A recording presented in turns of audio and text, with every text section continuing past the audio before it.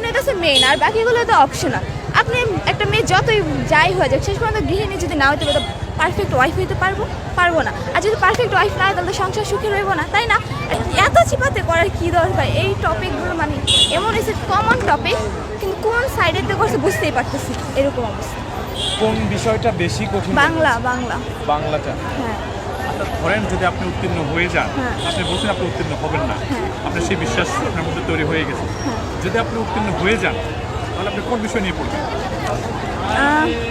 আইন নিয়ে পড়ার ইচ্ছা আমার। আইন নিয়ে পড়ার ইচ্ছে? হ্যাঁ। কেন? এছাড়া কেন? মানে আইনজীবীদের মানে অনেকগুলো পেশা রয়েছে, এছাড়া আইন পেশাতে কেন যেতে চান? মানে কেন যেতে চান? কারণ এই বাংলাদেশে এখন ওকালতি পেশাটা একটা বিজনেস হিসাবে নেওয়া হয়েছে, কিন্তু এটা বাস্তবে একটা মানব সেবা হিসাবে নেওয়া উচিত ছিল।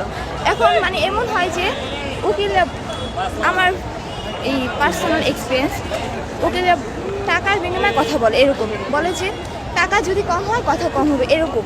তো এই কারণে যাতে এরকম জিনিসটা না হয়, এই কারণে আমি একজন ভালো উকিল হতে চাই। দ্যাটস ওয়াই আমি আইন নিয়ে পড়তে চাই, কিন্তু আমি জানি এটা হবে না। আমার একজন পারফেক্ট গৃহিণী হতে হবে। এখন আমি বাসায় গিয়ে তার প্রিপারেশন নেব। আচ্ছা, অনেকগুলো অপশন এখনো আছে, একটাতেই নিরাশ হওয়ার কিছু নেই। না, গৃহিণী হচ্ছে মেইন, আর বাকিগুলো তো অপশনাল। আপনি একটা মেয়ে যতই যাই হয়ে যাক, শেষ পর্যন্ত গৃহিণী যদি না হইতে পারে, পারফেক্ট ওয়াইফ হইতে পারবো না। আর যদি পারফেক্ট ওয়াইফ না হয় তাহলে সংসার সুখী রইব না, তাই না?